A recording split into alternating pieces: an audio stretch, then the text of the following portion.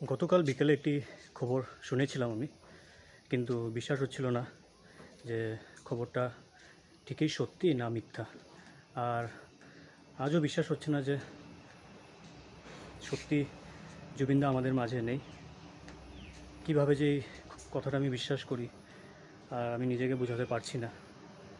আর সত্যি কাল আজ একদম ভালোও লাগছে না মনটা সেই ইনসিডেন্টের কথা ভেবে। সত্যি যদি এই খবরটা মিথ্যে হতো তাহলে খুবই ভালো ছিল।